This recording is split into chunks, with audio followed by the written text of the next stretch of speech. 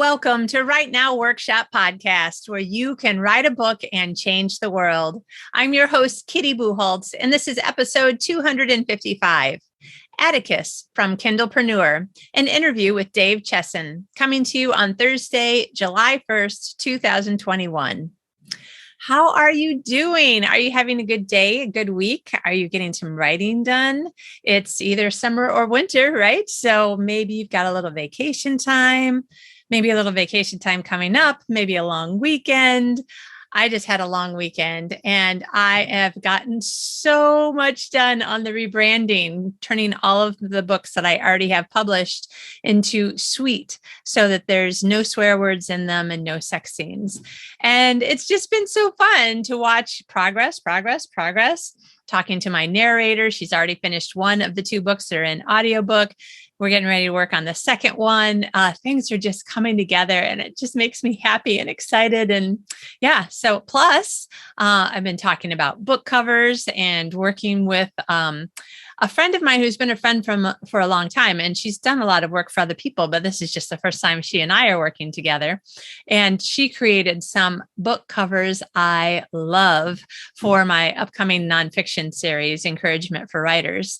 And I was like, these books are so close to the look of chick lit books. You know, it's got the illustrated covers and they're very kind of light and colorful and have sort of a fun vibe to them, like an upbeat vibe. Like, is there any chance, like, would you consider trying a chick lit cover? So she just emailed me back this week and said, hey, let's talk about it. That sounds fun. I'm so excited. So my writing life seems to be making me very, very happy. I hope yours is making you happy. How's it going? Feel free to leave a comment and tell me what's life doing in your writing section of your life. I have to tell you something. So on the day that I'm recording this intro, my husband and I were talking about something. I literally cannot even remember what it was. I think it had to do with that we're going to go to a real live movie theater for the first time in a year and a half to see Black Widow because, hello, Black Widow. Marvel, if you're not sure. And, we'd been talking for the last year because it was supposed to come out a long time ago. We'll buy hazmat suits if we have to. If this movie is playing in the theater, we're going to the theater. And so we finally, it's coming out. It'll be the first movie that we're seeing. I think the theater's only been open for maybe a month here.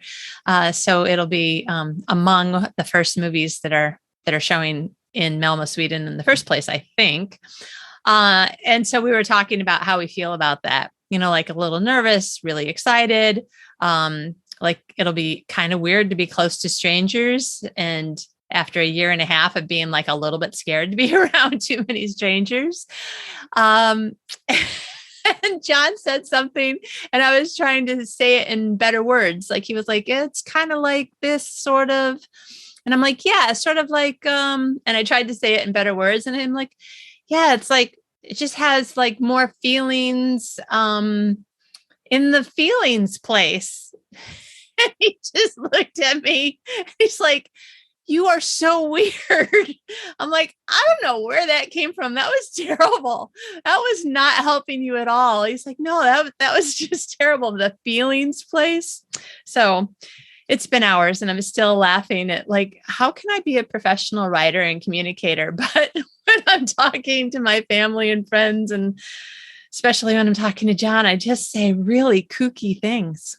But that's me, kooky kitty. So anyway, hopefully that made you laugh and you're like, I either totally get that or I totally get how John feels because you have someone else in your life who does weird stuff. So anyway, I'm very excited. I'm very happy about all my writing stuff. If you are feeling any less than super happy and excited, if you are struggling to finish your book, or maybe you started the first one or the 10th one and you're just head banging on brick wall kind of thing, reach out to me. Like we can get on one of my 30-minute free coaching calls and just see if we can sort of bang through, like get all the way through the wall so we can get through the obstacle and get you back on track again. Maybe you will find that you just really decided you want to work with me and you can be one of my coaching clients. I still have room. I'm happy to do that. But keep in mind, this is just a free 30-minute, no obligation call where sometimes all I do is give away a lot of free, helpful information so that somebody can be like, okay, great. I no longer have this obstacle in front of me. I can keep moving forward. If later you're like, that was so helpful, I want more help from Kitty, then, come back and we'll figure out what you need. And I'll, give you some options with different pricing levels so that we can try to find something that is in your budget category or in the amount of time that you want to spend with me category. I have some people that only work with me twice a month and some people it's every week. So all sorts of options. If you're done with your book and you know for sure that you want to self-publish it, but again, you're like, I'm not really sure that I know how to do this all by myself or that I want to do it all by myself, that's the other of the 2 coaching programs that I have. So again, reach out, 30-minute free coaching call. You can sign up on my website, which while still old, is back to working again. Hooray! So go to rightnowworkshop.com. I actually had to look at my piece of paper just now. I'm like, what is my website name? Yeah, I'm just super excited about my writing. And so everything else is sort of taking second place in my mind. Rightnowworkshop.com. On the homepage, you can click and get a free downloadable self-publish your book checklist if you'd like. That will also put you on my email list in every week or so. Been a little off. It hasn't been quite every week the last month or two. You will get an email with maybe a link to the latest podcast, some interesting thing that I just learned about something, a link to something else that I think will help you. Basically, just helpful information for writers who are self-published in particular, but also information that I try to make interesting and useful for traditionally published authors as well. And if you are wanting to sign up for that 30-minute free coaching call, just click on coaching on the homepage. Or if you are able to get to a computer before you forget, it's rightnowworkshop.com/writing coach. And just scroll, I think all the way to the bottom is where the sign up for a free 30-minute coaching call with Kitty. I still am having a little bit of a tricky thing going on with my email. Not sure why. People who have had my email address for years and years without any problems are not always getting my emails. Some of them are ending up in spam. This is a new and crazy making problem that I have. But so if you have been trying to reach me or have reached out to me at any time in the past and I haven't responded within, say, a week or two, definitely email me again, because I don't want to miss your email just because email program's acting up. So just wanted to let you know about that. And then just a reminder that now that we're doing seasons for the podcast, this episode will be the end of season 2. And then we'll have the monthly Encouraging Words episode on Sunday. Yay, one of my favorite episodes. And then season 3 will start the end of July. So that will be Thursday, July 29th. So you'll have a couple of weeks, 3 weeks to be specific, of not hearing from me. And then we're back in with a whole bunch of great new guests and great new information. And I think that's everything I wanted to tell you. I am so excited to present this interview with Dave Chesson. He, first of all, is just brilliant anyway. If you have not been to Kindlepreneur.com, you should just go because there is so much information there. And a ton of it is also just free. So this is a new piece of software that he's developed. And you can go to Atticus.io. I'll put all of these links in the show notes, but if you want to look it up because you can't stand to wait another minute, it's Atticus, Atticus.io. And you can get more explanation about basically this awesome piece of software that he's about ready to explain to us. So it's a little bit like Vellum meets Scrivener and has a baby sort of thing. And it's going to be fantastic. I've already signed up. It's going to be fantastic for any kind of collaboration that you do. So you can do all of your writing in the program if you want, and then send your completed manuscript to your editor, who can then, if they want, like my editor, edit in Word and track changes in Word and then send it back to you. And then you'll be able to get all that information back into Atticus. Instead of right now in Scrivener, I have to have my my editor's Word document open on the one hand, and on the other hand, have my Scrivener file open and go and make the changes in the Scrivener file. And then I don't throw away the Word file, but it's useless to me, basically. This is going to solve our problems in that regard. Also, if you are collaborating, doing something with another author, this can be fantastic for keeping all the work together. One of the other things that I just wanted to kiss Dave's ring when he mentioned is being able to keep track when, like right now, I'm doing this rebranding. What a pain in the butt it was when I had to go back to 2014 in my computer files and hope that the file that I think is the final file that's out, for sale everywhere. Hopefully the document I opened really is the final file. Otherwise, I'm going to really, I don't want to use the word regret, but I just hope that I don't have any problems later. But in Atticus, you're going to be able to make your edits into that file and then recreate the documents that you need for, uploading to all of the sites and creating your print book. And it's automatically going to be pulling the correct and final information. So the file there will be your final file.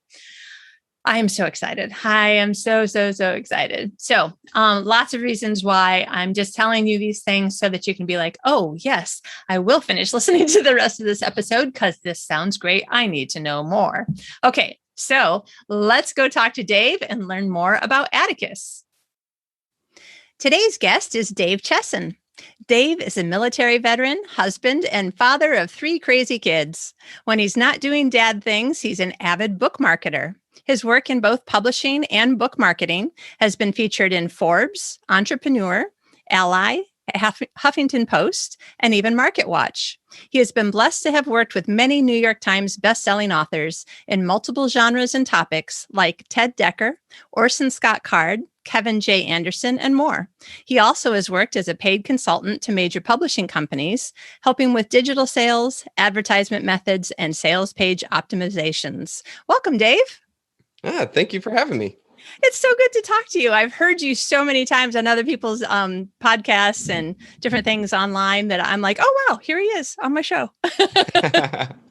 Well, thank you. That really means a lot to hear. Oh, good. And we were just talking beforehand how I've been following you for a lot longer than I realized, like definitely more than 6 years. I always think of Kindlepreneur and some of the different things that you do as being, kind of new, but I guess I feel like the entire indie publishing, self-publishing world is still new, even though it's more than 10 years old. Yeah. And well, it's funny is that you talk to a lot of the authors that have really crushed it in self-publishing. And it's like, sometimes people look at me as like an overnight success, but it was 10 years in the making. Yeah, so exactly. So tell us a little bit more about you. It sounds like you got out of the military, and then how did you end up in book marketing? Well, actually, I decided to start doing books while I was in the military. Having the 3 kids and wife and everything like that, I'm not a proponent of jumping out of an airplane and building a parachute on the way down. Yeah. So instead, I started really trying to craft my skill levels and improve my writing and improve my marketing before I took that step out. So my wife and I had this conversation and we both got on the same page. We're like, all right, we're going to do this.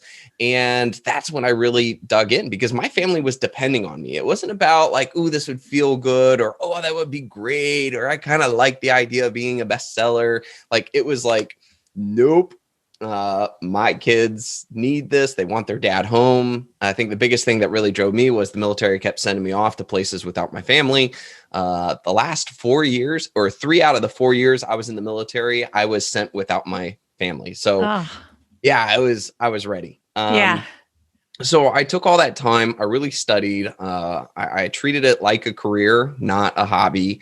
I think that was a major differentiator between those that kind of stick in one spot and those that really succeed, because every day was devoted to writing and learning and growing, and not just when I kind of felt like it. So I started publishing books, and it was great because they kept stacking. And a lot of that was from my knowledge and what I learned about Amazon and why they choose to show one book over another. And that's when Kindlepreneur was created. And couple years after that, I was able to make more money from my books than I was from the military, got out, and now I'm in Nashville, Tennessee, living at home, seeing my kids every day. Nice. Oh, that does sound like a great career change. Like smooth and also giving you things that you wanted, the things that were important to you. Yeah, absolutely. I mean, right now, as we speak, I'm waiting for the little thunk, thunk, thunk of feet up top, as they come running through the kitchen. That's right. That's right. Well, we'll just wave at as they run past to the cereal or whatever. So, first of all, everybody, if you have not yet been to kindlepreneur.com, you absolutely must go. It is full of amazing tools. I have not found anything that I didn't think was particularly useful, or I'm like, ooh, that's going to be useful when I get to this stage again. Also, a lot of it is free, which is amazing, which I'm guessing as a digital entrepreneur, that it's just been an accumulation, just based on some things in some of your emails. It's sort of been an accumulation of over years. You created this, and then this, and then this, and then you were able to give more away as you created more paid products. So give us just a little bit of background on Kindlepreneur, and then let's talk about your new product, Atticus. Sure. Well, I mean, it really all started with the Kindle Calculator. Back in the day, authors didn't really know how to judge if a book was successful or how much other authors were making. There were some like graphs and things that people had out there. So basically, I worked with a whole bunch of numbers and publishing companies and previous data that was out there. And I put it into a calculator so that all an author has to do is put the Amazon bestseller rank of a book, and it will tell you how many books that day that it sold. And so this was really useful for me and what I was doing, because that was a key part of what gave me confidence in writing a book. Was, I didn't want to write a book for a market that didn't exist. And so I first created that. Then the other thing was that I started creating the book description generator, because, Amazon allows authors to actually make words bigger or smaller and bolder and bullet list. And then there's also the craziness of spacing. The problem though was that the only authors that were benefiting from that were the ones that knew HTML, and HTML coding. I mean, and even if you do know HTML coding, the problem is that you make one mistake, like you forget one thing, and all of a sudden, backslash, and all of a sudden your entire blurb is bold or tiny or strike through or who knows what. And so what I wanted to do was make something where it's like, hey, you don't have to know HTML coding. You can write your book description, click on things, make it look the way you want. And when you click that code, you have the confidence in knowing that once you put it into Amazon, that it will be published that way. So it's kind of funny is most of it was just kind of solving my own pain points as an author. Luckily, I had a lot of connections with programmers that could help me to build it. Then we created Publisher Rocket. It was known as KDP Rocket back in the day. And this was just to kind of help self-published authors have access to the same information that publishers do. Publishers make a lot of decisions based off of the market's trajectory, sales, research. They're not just guessing at keywords. They're not just randomly selecting BISACs and categories. And so instead, we harnessed this into this one program. And what's funny is now all the publishing companies are using it, which has been fun. But again, I think that evens kind of the playing field, allowing authors to have access to that information. But that was actually my first paid product. I didn't start with that or anything like that. Kindlepreneur is, every one of my articles has always been written with the belief that I want authors to be able to read this article, learn from it, and be able to turn around and take action and see results. So, it's never been really a part of our thing to hold stuff back. And that was kind of the gist of how everything went. Nice. Now, I know that you have some free ebooks as well on the website, but it sounds like you're also a writer. Are you a novelist or something else? Yeah, actually, so I've written a lot of nonfiction books. It's funny is that most of my consulting is for fiction authors, especially in the publishing companies, and which is good, because for me, I've never really been able to crack writing great dialogue. I think that's my biggest weakness. Structuring, and all the other components that go with it, I think have been kind of solid. But dialogue is just, I jokingly call myself what's the name of the director for Star Wars? Why am I blanking? Oh, George Lucas. George Lucas. Sorry that I knew George that, Lucas. But yeah, no, I always jokingly call myself a George Lucas. I mean, it's some of the worst dialogue, but great storytelling. I'm pretty sure most of the Star Wars fans could agree with me on that one. Yeah. But so I've struggled a bit, but I've had a little fun kind of working on that. But instead, though, I've really enjoyed, working with like Orson Scott Card and Ted Decker. There's been a whole bunch of others. It's really neat when you get to meet, like, I actually have a special shelf in my office over here, and every one of them's got a first edition of some of my all-time favorite science fiction and fantasy books. It's kind of like my own little collector's thing. And what's really cool is about 80% of them are authors I've gotten to work with. So I've got it autographed. The other 20% that they're dead, or it's John Scalzi. That's the only one that I haven't worked with. Nice. So needless to say, it's been really awesome to be able to work with them. And yeah, it's I also think fiction is a much more challenging route, which I think is why I like the consulting and coaching in that area. Yeah. Yeah. Well, it's nice to, as somebody who it seems like I've spent my whole life trying to figure out what am I best at? Because I'm really good at a lot of things, which I think is way worse than only being good at one thing, lots of people I have friends in the military and family and stuff. There's lots of people who are good at more than one thing, but they still have to find one thing that they're going to focus on. So it's nice that you can be like, this is one of my giftings. This is the thing that I'm going to focus on. And as somebody who's been following you and using your products for years, thank you. Thank you very much. Yeah, no problem. It's, I come from kind of an engineering background as well. I was a physics major. I did nuclear engineering, nice. Project management in engineering field. And then I moved over into military diplomacy and a East Asian specialist. And so I've been able to kind of combine the two. And that's what allowed me to really think about the programs and building all the calculations. But as an avid writer who's a part of that, it's been really unique to be able to say, as a writer, like, man, wouldn't it be nice if, and then be like, okay, we can make that happen. Let's do this. And then, voila, there it is. Nice. Well, that's an excellent segue. So tell us, what were you thinking if only I had, and then this new product started coming together?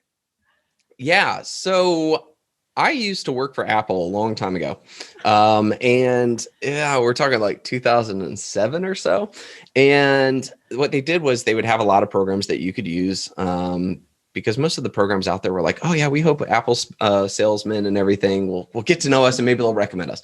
And I came across this brand new software at the time called Scrivener. And I started using it to write my thesis. I've used it ever since. The problem that I've always run into with Scrivener is a couple of things. Number one is, even since using it, since it just came out, I still only know how to use maybe 40% of it. It's very complicated. It's not very intuitive. I kind of run into some problems there. The second thing, this is my biggest issue, is that every time I would write on Scrivener, I'd have to export it into a Word document, and then I would have to send it back and forth between an editor. I try to get editors to work on Google Docs. Most of them treat it like the plague, which kind of stinks because I'd prefer to have that like online collaboration capability. I also hate version control. And then finally, when you get that final edit, right, you have to say this is the final edit. Then you have to put it into like a program like Vellum in order to format it, or you're paying some formatter and you're going back and forth. Now, what's funny is that if you look at like all the files that I have on my computer, and I'm a really organized person, by the way, but when you look at my files for each one of the books I've written, there may be 7 or 8 different Word documents in there that say the word final on it somewhere. Like final written copy, final edit, final. This is the final approved by the editor. This is the final that was formatted. And then this is the formatted final, and sometimes I might even have an explicitive in there, because it's like, this is the one, like exclamation marks or something like, and what's even worse is that I had to go back and update a book, that I wrote like 3 years ago. And I was not sure, like, this is the worst part, was I was not sure which one was the final. And I had to do a side-by-side comparison until I found one where it was like, okay, this one actually has an edit here. That's the right edit. Yeah. And then that was it. So then I started deleting the rest. But what's crazy is we always have that. So my problem was that there was no such thing that could combine all these things. Writers have to write in one, then they have to edit another, and then they have to format another, and then they are left with all version control. So my ultimate goal was to create one software. And I jokingly say that if Scrivener, Vellum, and Google Docs got together and had a baby, this is what I'm going to create.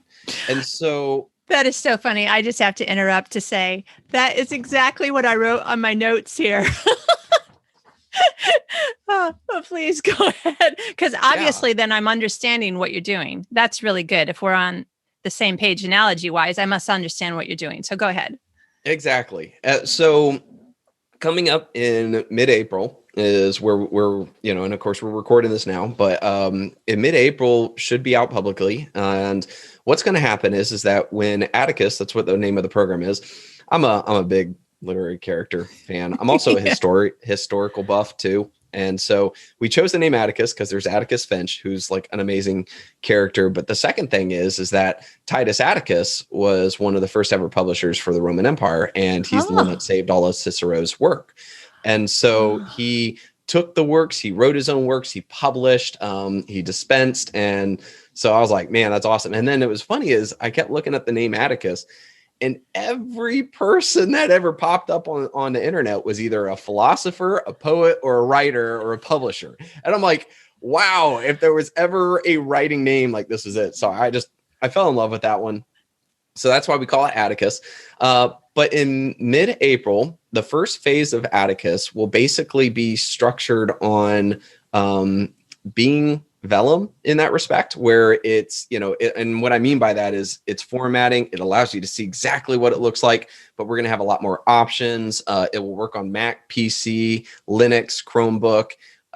It's also going to be cheaper than Vellum. And so that's phase one. But on top of that phase one, we have the ability to write. We'll also have some gamification for writers, also ways to track where you're at, as well as, analytics. One of the cool features that should be coming out about then, if not really close to when it comes out, that I'm loving is that if, say, for example, you set your word count at like 2,000 words, when you hit the 2,000 words, little fireworks in the background will go off to let you know you crossed the finish line. I'm totally going to do that. Oh man. I'm also hiding some little Easter eggs, some little fun things that I won't say, because when it happens to the author, like they're just gonna be like, what did just happen? I like awesome. having fun with my programs. So that's phase one. Phase two, though, is once it comes out, we're talking like a lot of additions immediately. We call this agile development, but phase two, we believe, should be out by June, or finished by June, if you will. And that's where we're including that collaboration component, as well as legitimate plotting and outlining capabilities. And so with collaboration, what it is that we want to make sure that an author never has to leave the program. You can write in it, you can edit in it, you can format in it, and everything's in one project. So in order to do this, what we're creating is this collaboration pane where you can see everybody on the right that has access to your book in some way, shape, or form. And what's really awesome about this is that when you don't want them to have access to it, you can click a button and they lose access. So no more random copies out there. And so we're designing collaboration with 4 areas in mind. There's writer collaboration, then there's editor, then there's formatting, and then there's ARC readers. Okay. For writer collaboration, so if you want to write real time, just like it's Google Docs, so you see what the other person's doing, you guys can build a book together like seamlessly. In this case, both authors have to own a copy of Atticus. We can't do it without that. Yeah. Same thing with formatting. Yes, we have the formatting capability, but maybe you just don't want to have to format, or you want some stylists to make some beautiful maps and images and place it perfectly in there. You can easily give access to just formatting to a professional formatter, and they can format it for you, and you just hit approve and voila, it's good, and then kill their connection. So you can start to bring in people to do things on your book without ever having to leave it. But again, the formatter has to own Atticus. Now, for editor and ARC readers, they do not. And here's how it works is that you could click on, say give access to an editor, you type in their email address, and when it'll send them an email, and when they click the link, it will open up in their browser. Okay. And they just need to create a name and a password. But then at that point, they see the editing pane. Okay. And we're designing it to look exactly like Word. Because let's face it, every editor is like all about Word, the track changes, the button location, everything like that. So this way we don't have to teach an old dog new tricks. They just open up and it's like Word with more organization. We're adding features that editors will like. And then what's cool is that as they're editing, you as the author can be in the editing pane and see exactly what they're doing in your project. And so when they mark something complete, like they can go on a chapter, and when they mark it complete, that you can go through and you can accept the changes, et cetera. And when you do that, it automatically imports into your writing. Wow. So what's really cool for the author is you never have to leave. You can see where everything is at. You can accept things, and you don't have to do this version control or back and forth. With regards to ARC readers, it's kind of the same as the editor, except that all they can do is leave comments. Okay. You can also make it that other ARC readers can read other ARC readers' comments, or they can't. But again, you can send out like 20 copies of your book, and you can even assign certain chapters to ARC readers or whatever. But when you're done, or when they're done, you can just click it and boom, it goes away. So this will allow you to control who has access to your book. It also makes sure that there's no Word documents or versions of your book floating around out there that can get picked up by piracy, or be given away for free without your knowledge. And and that's really Atticus in a nutshell. Wow. Like I said, it's all the things. So authors don't have to buy Scrivener. They don't have to, buy Vellum. They don't have to, do all these things. They can have one spot. Yeah. Okay, so I'm going to ask you some questions that are actual questions that I would have as an author, even though you've just explained it, because I think it'll just make you go, yep, that's what I just said. No worries. So one of the things, so with the ARC readers, this is something they would still have to read on their browser, right? They can't download to their Kindle or other reading device. Yeah, one of the things we've talked about is potentially creating a downloadable version, if the author wanted to. It's like kind of a setting that you can choose. In this case, you can mark it that no, they have to read in their browser. Or one could also set it that they can download like a Word doc and then open it up in, their iPad or whatever, or however they want to read it. Yeah. But that way it gives you kind of control on what you want to do. Nice. Like it. Okay. So here's another question. I'm doing some rebranding on some books that came out in 2010 and 2013. I'm changing all of my books to Suite. So I have to go through and find all of my, I'm trying to make sure that my podcast stays PG-13 for people who are driving, who used to be driving with their kids in the car. So all of the words that that may be in it right now, I'm changing to crap, darn, and heck, that sort of thing. But there was two scenes in the superhero book where the married couple are having sex, and I was like, oh, I need to make this sweet. So I'm going to make these changes and then send it to a dozen readers. So what I had to do was cut and paste out of my Scrivener document into an email. But what I could do with Atticus, without them having to own Atticus, is just give them access to those two chapters. Yep, that's it. You select those two chapters, then you select the edition button, and then you put in the emails of the people you want to assign those two chapters to. Yeah. And then voila, you can see exactly who has access to what, get the feedback you want, and apply the changes that you think you need to make based off of their suggestions. Brilliant. Okay, because within one program. Yeah. Oh my gosh. Because I've also done things like sent a chapter to an EMT to say, did I get my EMT acting and speaking correctly? And I didn't want to make them think they had to read the whole book. But the only other thing I could do is say, go to chapter 25 or just cut and paste chapter 25. So this is brilliant. I love this part. Okay.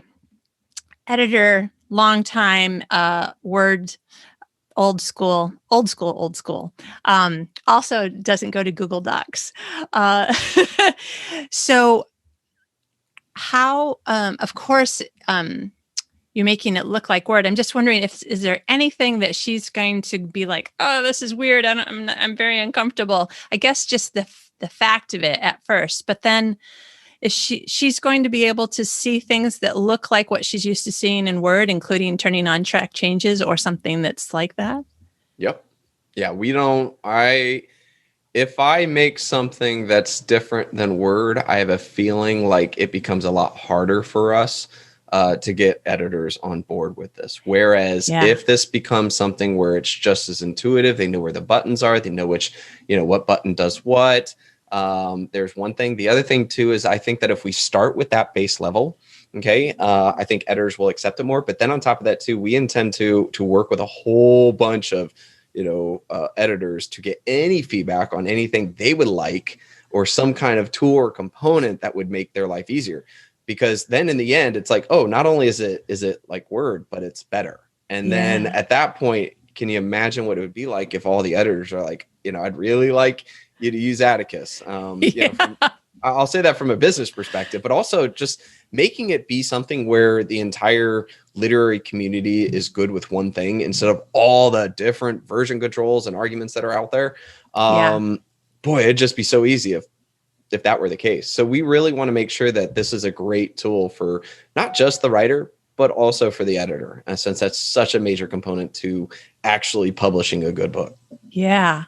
Oh, wow. I really love this. Let me just tell you, I'm on your waiting list. So I'm going to do something in it and then send it to my editor, because she's, in my mind, she's the epitome. I love you, Marcy, but she's the epitome of somebody who's like, do not ask me to learn a new piece of tech. I mean, she didn't like it when I switched from Skype to Zoom. So yes, like I said, it's one of those where we don't even want the editor to have to watch a tutorial. Brilliant. Like, it should be a point where they open up and be like, oh, okay. Yeah. And what's really cool for the editor is that, say, for example, they're working on 6 different projects. Okay. When they accept, this new project, they're going to have a project pane that will have all 6 projects, and they can select which project they want to work on, and it jumps right to where they were. So it'll actually be a lot easier for these serial editors to be able to do even more. And that same project pane is a part of the authors as well. I really like the idea, I like the concept of clicking on one thing and all of my data is there. If I want to import previous end chapters or, about the authors, I could just select and bam, there it is. It could just get sent in. None of this copy and pasting or searching. It's really neat how you can actually organize your work in one spot. And because otherwise, if you can't do that, then I'm not delivering on my goal here, which is the one thing. Right. I joke, I'm a Lord of the Rings fan, so I'm always like the one ring to rule them all. That's right. This will be the one program. That's right. Okay. So then you just said something about, dropping in the about the author. So now that I have 8 titles out, every time I add a new title, it's like, oh my gosh, if I change, you know what? I'm just going to leave my about the author, even though it's a little old and a little dated, because I don't want to change it 8 times. So is there a way that I can change it one place and then it'll, does it auto populate, or do I just click and drag? Yeah. So the way that it will work is, you say, for example, you're going to work on a new book, right?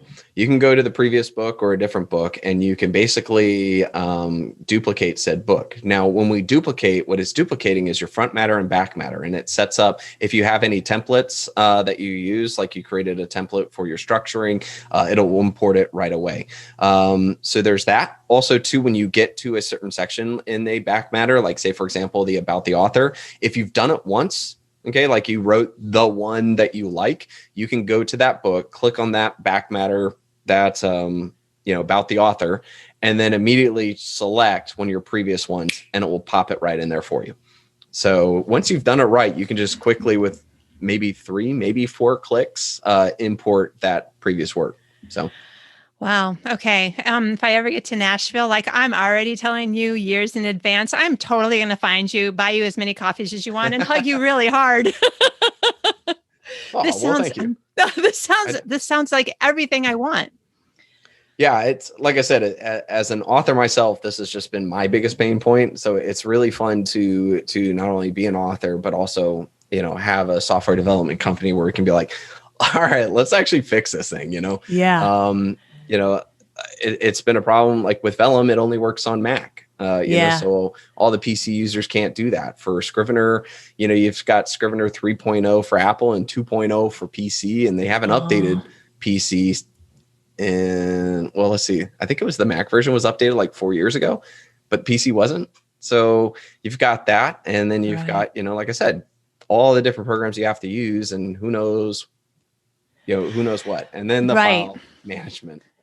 Yeah. And honestly, it's the typo correction right before publication that really starts screwing with me, because like you said, I've got this project that's old and now I'm redoing it. So I'm just like, I wonder, is the InDesign copy totally updated, or is Scrivener the last time that I updated? Or please tell me I didn't. I always tell myself, do not correct typos in Vellum, because I'll never see that typo correct, ever again if I do anything someplace else. So, so this makes me feel like this project that I was just about ready to start working on, I'm just going to go back and close it and wait patiently. Yeah, that's a really great point. And one of the beautiful things that I like is that if you correct it in your writing pane, and by the way, the panes that we have is we have analytics, plotting, writing, collaboration, and formatting. And that's for each one of your projects. So so in this case, if you change a word in writing, it will be right there in your formatting. You change something in formatting, it'll be right there in your writing. So this way you don't have to worry about where it was or did I do it here. In collaboration, things only change in writing and formatting if you accept it. So you can work in what I call the safe zone, and you can play around with things. And then until you accept said change, it won't apply to what you've done.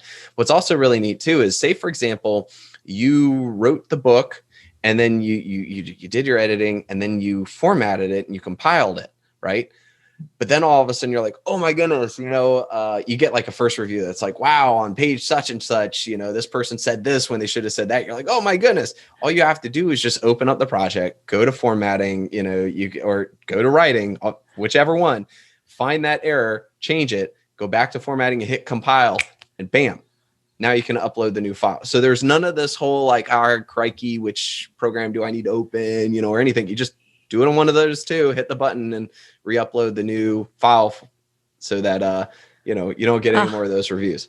Love it. Okay. Another question. One of the things that I love in Vellum is that I can go find the link for each store for my other books buy page. Do you have something like that, so that if somebody is reading on this device or that device, they can click and go to the store that they've already been purchasing at?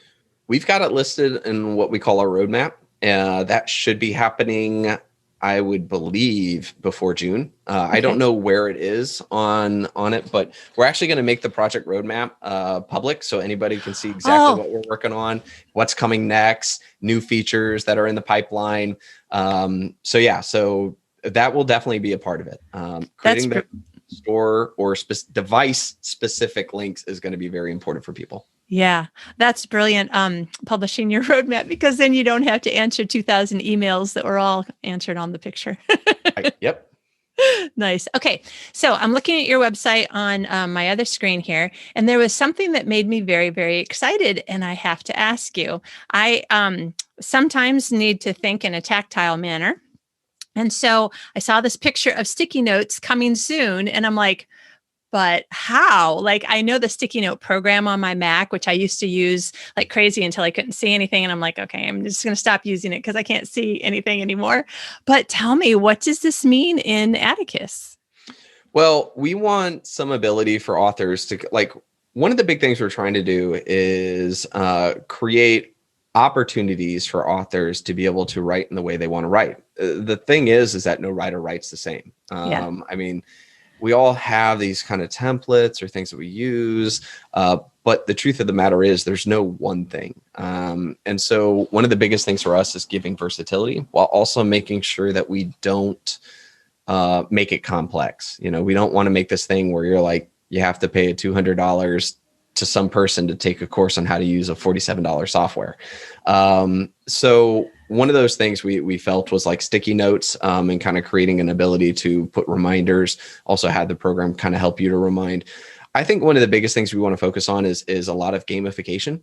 And for those that don't know the gamification term, gamification is like where you make it fun to hit your goals. You turn a game into it. And so that's why our analytics pane is going to be great. You can set your goals. It can track to see how well you're doing. One of the things I love most too, and this is my own little personal fave, is that when you go to publish, when you go to hit compile, it will actually compile all of your analytics for your writing and show you on your congratulations you published. And some of the things that I love is, like, for example, it'll tell you how many words you had, how many pages that will be, how long it would take somebody to normally read this book. And then my favorite is it will tell you how long you spent in the entire project. So for me as an author, it'd be really cool. For some people it could be depressing, but for me, I think it's gonna be great to be able to say, wow, I spent 220 hours on this book. That was far less than my first book, which was 400 hours, and just be able to kind of know that, I think is going to be fun. Yeah, definitely. Now, I have accidentally become one of those people who leaves my computer on for a week or two before I'm like, it's really slowing down. I should give it a break and turn it back on, or, restart it. So I'll end up with Scrivener being open for 2 weeks. Will I need to? Because of course I really want to use that gamification and the analytics. Mm-hmm. Would it be best then for me to be closing the project and reopening it every time? Or is it just it's counting when you start typing and when you stop typing? Yeah, pretty much the counting when you start typing and stop typing, but with a little bit of grace in between, because let's face it, a lot of authors will write and then they'll stop and think about it. Yeah. It's really about activity on the program more so than just the program being open. And so that's kind of the system that we're using for this. So authors don't need to feel like they got to close it and open it. Yeah. So actually that is better information for me, because I'm thinking that means that it's counting everything that I've done, including writing, editing, publishing, like how long it really took me. Exactly. Not just the writing component. And on top of that too, like if you're formulating your structure, you're plotting, you're adding images, character cards, setting cards and things like that, that's still a part of your process. And so therefore this can really give authors a full understanding of how much time, this project took, and kind of give them a little bit more pride in their work, because they see, the Everest that they climbed. And we just really want to provide them with that kind of information. Yeah, I'm totally into encouraging people to, it doesn't take a ton for a lot of people to start their book, but there's so many people who haven't finished their book. They get stuck somewhere along the way. So I'm super excited for anything that's going to add those little bits of dopamine hits that kind of make you go, yeah, all right, let me keep going. Well, another thing that we're really trying to do too is, so we have our systems on how you plot and structure, and we have the systems, for how we're going to try to gamify some of the components to it. But one of the biggest things that I want to make sure is that this software works with everything, or as many things as we as a company can make. So for example, For the Words is super cool for any game or, fantasy nerds or just nerds in general. Highly recommend checking that out. That's a fun gamification. I'm working with their developer so that if somebody has a For the Words account, it will actually combine with Atticus, and then they can have their game playing while they're writing inside the program itself. I want to make sure that, Atticus fully works with Grammarly or Pro Writing Aid and all the analytics that those provide as well. We're working with BookBrush so that if say you're formatting and you want the special image for your chapter title, that makes it unique, you can click a button, go right to BookBrush and start building, using their tools to create super unique images that you can put right in to make your book look awesome. Yeah. There's just kind of all those things that we're working with, because I really just want to make sure that it's not one of those like, well, yeah, that's a good tool, but we do our own thing. Like, authors have different needs. Oh, Plotter's another one that I'm working with. I love Plotter, and people are, there are going to be authors who think that their plotting tactic or their plotting system is better than kind of the thing we have. Let's bring it in. So needless to say, we're really working to make sure that authors can bring in the tools and the things that they prefer to use, and it just integrates inside the one thing. So. Oh my gosh. It is all about the one program. Yeah, right. Okay, let me just tell you, everybody who is listening, I am definitely going to be playing with this as soon as possible, and I will tell you what happens. And I promise to be honest, even though right now I'm thinking, holy cow, I'm going to love this. Yeah. Yeah. And we're, and like I said, in April, we'll be coming out with phase 1, which is basically the formatting component, as well as writing and some gamification and analytics. But from April to June is when we're crushing out all the things that I've talked about here, and they're just going to be added. One of the things too is this is a one-time cost. I do not like subscriptions personally. Me too. I especially don't like the idea of writing on a platform and putting all of my content on a platform that I have to keep paying just to keep using. Yeah. It doesn't sound like a strong foundation.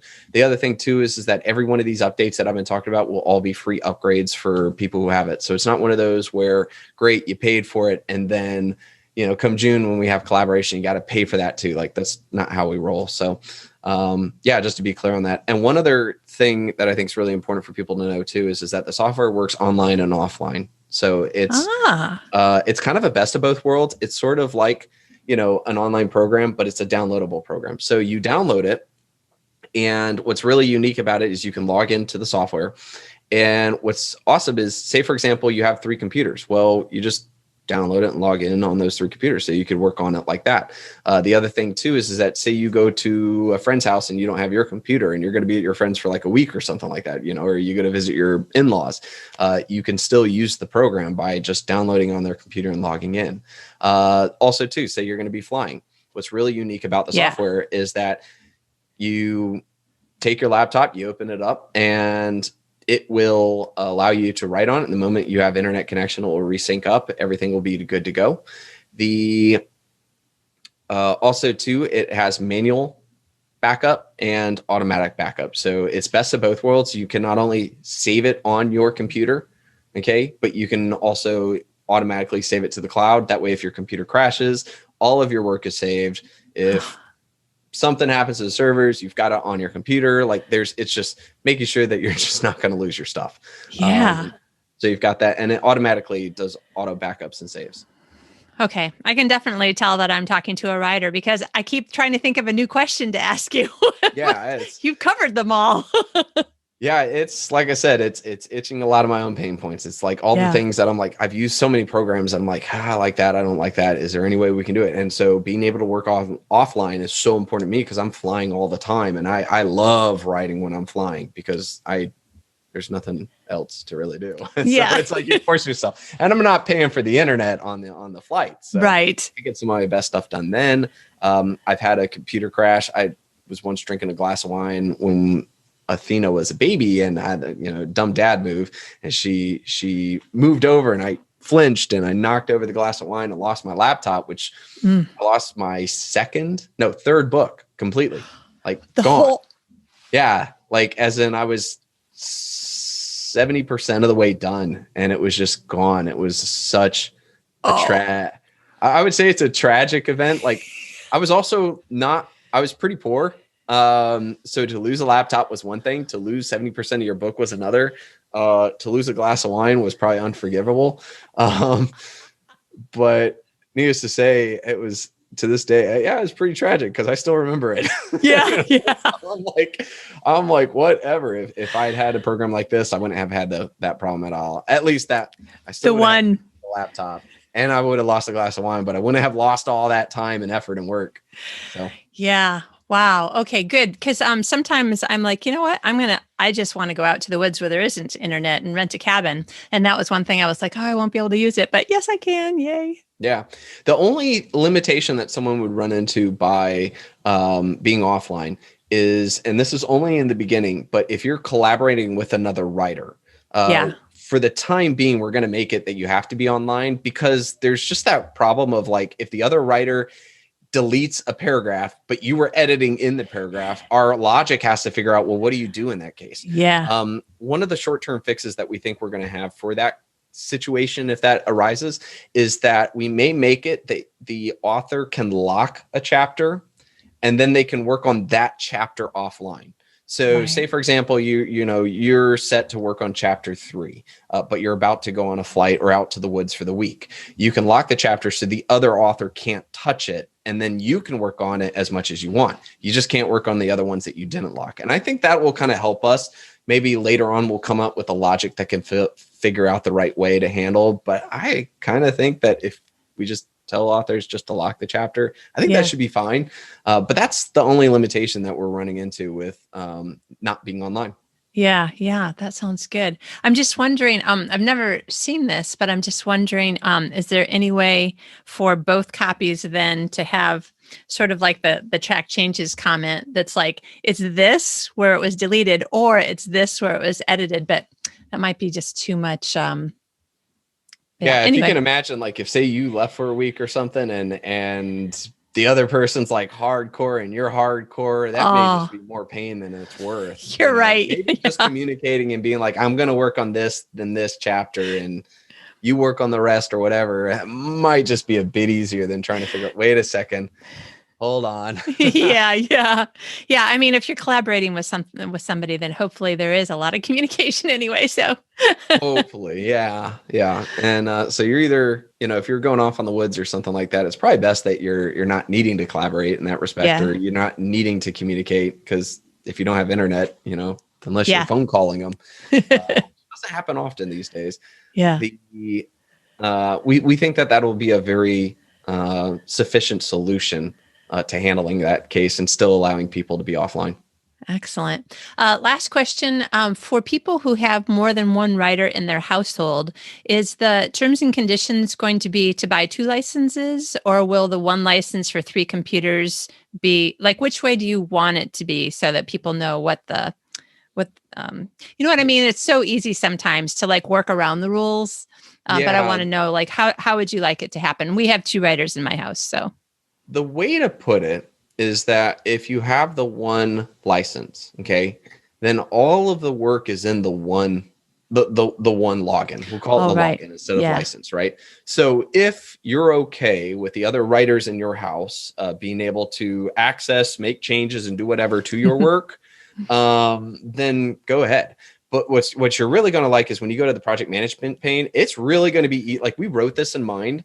Or when we designed the project management pane, we did it in mind of pretending that authors like to have like 5 different pen names, 7 different series, and so it'll actually be really easy for your other authors in your household to find their book and to make sure that their stuff is their stuff, because we created it with this kind of thing in mind. Right. But again, they would also have the ability to go in and make changes. So I think that's kind of the best way to put it, is that if you trust those others to use and not mess up or muck up or change or destroy or delete, then go for it. And I think that's what's an honorable way to handle it with authors, with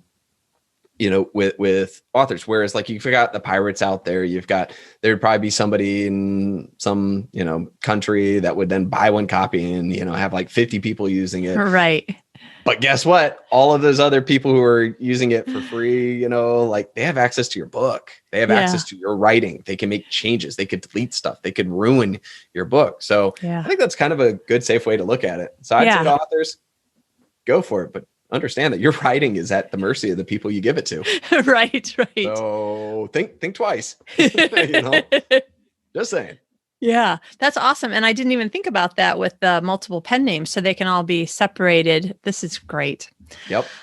Oh, okay. Series. You can quickly look at all the books in a series. You, when you open it up, it will immediately bring up just like it'll arrange your projects, your books from most recent to least recent that you've worked on. So that'll be quick, but then you can click on authors and we'll break them all into this really awesome, like, grouping of which author is attached to what, or you can click on projects, aka, which is another way of saying your series, or maybe you have like certain books that you wanted to have in the same project. And again, that's bringing in a lot of the metadata as well as previous works. And so it makes it really easy to create new books in the same author grouping, or in the same project.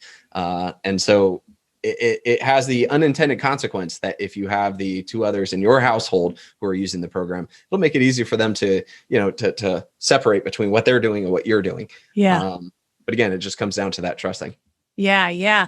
Okay. But, sorry, I know that we have to end this call, but, so it also occurs to me that right this second in Scrivener, I have a separate Scrivener file for each of the books in my series. But then every single time I have to remember, because I usually forget, that's why it's annoying, to re-import all of the character sheets in the story Bible and everything. But all of this would be able to stay somehow within the series, or? Mm-hmm. Yep.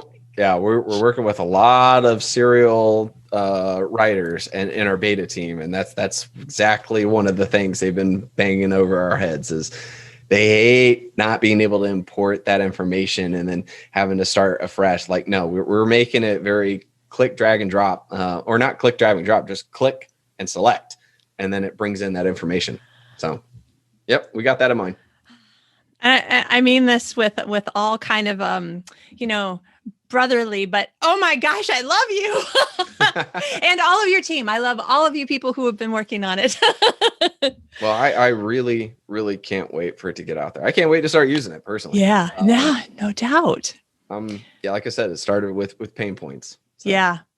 Okay, I need to let you go because you have other things to do today. I'm very excited. I'm all pumped up, but who needed a caffeine drink? Now I'm just really excited to see Atticus.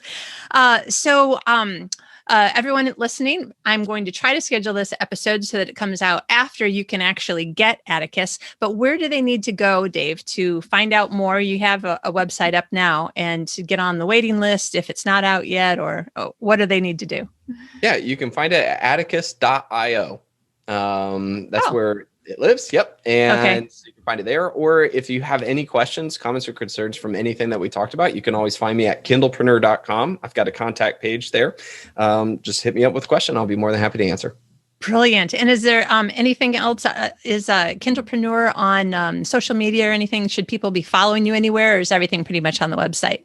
I will be the first to say that social media has never been my thing. I'm not a believer of the try to be everywhere, because I just think that when you try to be everywhere, you're not really anywhere. And so I've always knocked off social media as not my thing. That being said, the Dave Chesson Facebook, I do that. I use that a lot, but that's for personal and keeping up with family. So I'm not averse to social media. I just don't use it in that respect. I would say I do a lot on Kindlepreneur, but also I have a YouTube channel, and a lot of that's where when I'm trying to write an article. I have seen you there, yeah. Yeah, if I'm trying to write an article, I'm like, man, this would be so much easier for the reader if they could see me do this. That's when I'll record a video and I put it on there. So if you want to watch things and see how things are done or look over my shoulder as I do things, you can hit me up on the YouTube channel. Brilliant. Dave, thank you so much. I'm so excited about Atticus, and thank you for coming on the show and explaining all these great features and giving us something to look forward to. Yeah, absolutely. And again, like I said, thank you for having me.